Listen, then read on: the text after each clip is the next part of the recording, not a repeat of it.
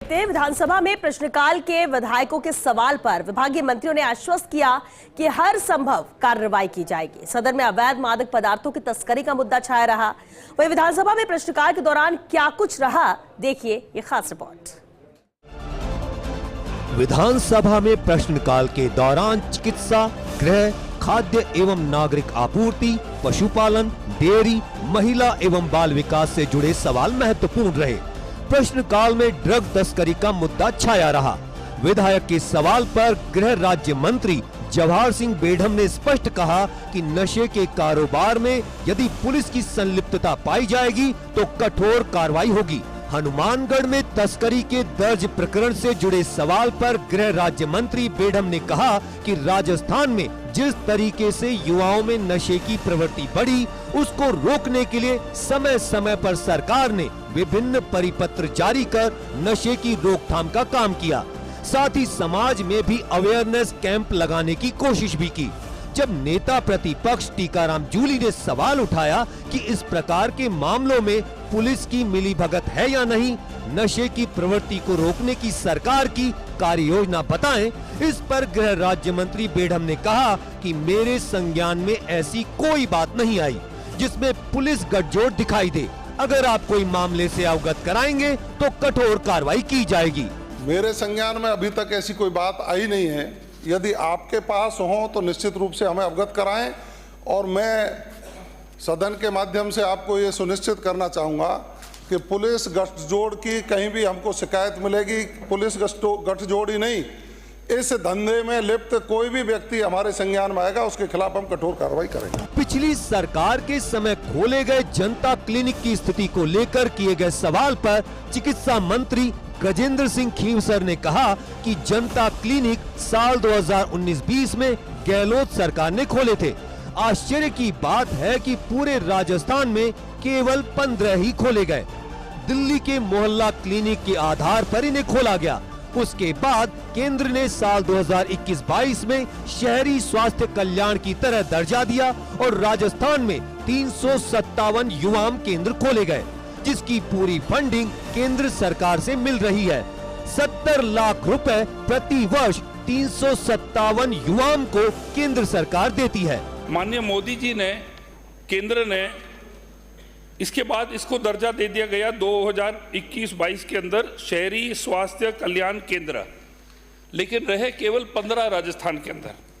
उसके पश्चात मोदी जी ने 2020-21 में अर्बन आयुष्मान आरोग्य मंदिर, जिसको हम कहते हैं युवाम, वो उन्होंने खोले राजस्थान के अंदर। राजस्थान के अंदर 357 पूरे राजस्थान के अंदर आज वो ऑपरेटिव है, और उसके अंदर पूरी फंडिंग जो है वो केंद्र सरकार से है। प्रदेश में एडवोकेट प्रोटेक्शन एक्ट लागू करने के सवाल पर विभागीय मंत्री जोगाराम पटेल ने कहा कि पिछली सरकार में यह प्रोटेक्शन एक्ट पारित हुआ था, राष्ट्रपति की सहमति के लिए भेजा गया। जब तक उनकी सहमति नहीं मिलेगी तब तक यह एक्ट अधिनियम का रूप प्राप्त नहीं करेगा, तब तक इसमें किसी प्रकार का अमेंडमेंट नहीं हो सकता है। राष्ट्रपति महोदय की सहमति जब तक प्राप्त नहीं हो तब तक वो अधिनियम का रूप प्राप्त नहीं करेगा, और जब तक वो अधिनियम का रूप प्राप्त नहीं करेगा तब तक उसमें संशोधन होने या नहीं होने का प्रश्न ही पैदा नहीं होता। और राष्ट्रपति महोदय की अनुमति प्राप्त हो जाएगी और आवश्यकता महसूस की जाएगी, हमारे सदस्यों का या पब्लिक का सुझाव होगा, तो उसमें आवश्यकता पड़ी तो संशोधन किया जाएगा। रेंज चंबल पाली घाट में घड़ियाल संरक्षण केंद्र की स्थापना से जुड़े सवाल पर वन मंत्री संजय शर्मा ने कहा कि घड़ियाल संरक्षण केंद्र स्थापित किया जाएगा और साल 2025-26 में काम भी करवाया जाएगा।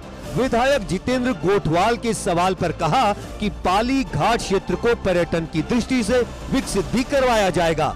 अलग अलग पानी के कुंड में 2 साल तक घड़ियाल के बच्चों को रखा जाएगा, फिर नदी में छोड़ा जाएगा। राजस्थान में पालीघाट सवाई माधोपुर में घड़ियाल रियरिंग सेंटर स्थापित किया जाकर घड़ियाल के अंडों को नदी के आसपास के छेद से उठाकर इंक्यूबेशन पिट में रखा जाकर उनका पालन किया जाएगा। उसके उपरांत हैचलिंग्स बच्चे के निकलने के बाद तकरीबन 1 से 2 वर्ष तक घड़ियाल के आकार के अनुरूप अलग अलग पानी के कुंडों में hatching pool quarantine pool, yearling pool एवं रियरिंग पूल में रखा जाएगा एवं अंत में बड़े पानी के कुंड रियरिंग पूल में रखने के उपरांत नदी में छोड़ा जाएगा।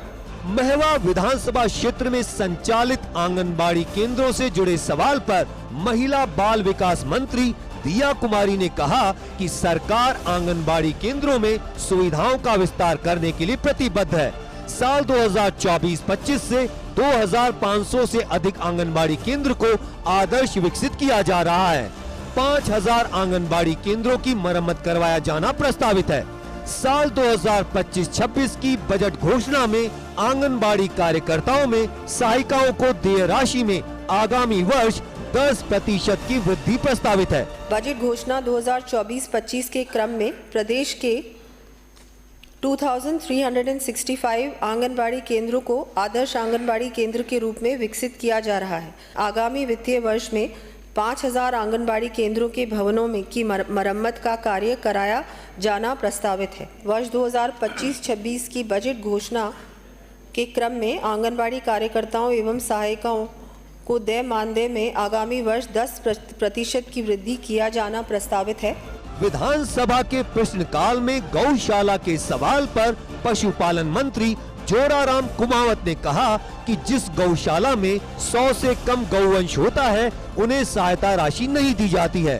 भीलवाड़ा में 37 गौशाला ऐसी हैं जो पात्र हैं। इस साल उन्हें सुविधा दी जाएगी।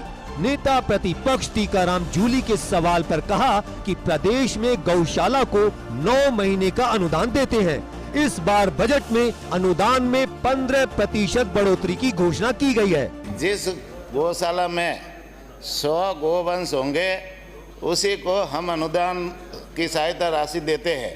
तो भीलवाड़ा जिले में 37 गौशाला ऐसी है जो पात्र है और उनको इस वर्ष का अनुदान भी इनका दोगे कि नहीं दोगे, ये हाँ नाम बता दो। और इनका जो इनकी विधानसभा क्षेत्र में पूरे भीलवाड़ा जिले में 37 तो पात्र है और 21 अपात्र है। विधानसभा में पिछले 4 दिन से प्रश्नकाल के दौरान जनता के मुद्दों की गूंज सुनाई दे रही है।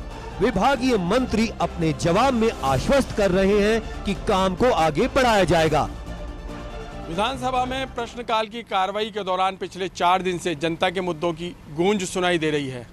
आज प्रश्नकाल के दौरान एक सवाल के जवाब में गृह मंत्री ने कहा कि यदि मादक पदार्थों की तस्करी में पुलिस की संलिप्तता भी दिखाई दे रही है तो कठोर कार्रवाई होगी। एक अन्य सवाल के जवाब में पशुपालन मंत्री ने कहा कि जिन गौशालाओं में गौवंश की संख्या 100 से कम है सरकार उन्हें अनुदान नहीं दे रही है। ऐसे कितने ही सवाल थे जिनका जवाब विभागीय मंत्रियों ने दिया और विधायक संतुष्ट भी नजर आए। कैमरामैन विनोद पुरी के साथ Vinod Singh Chauhan, First India News, Jaipur.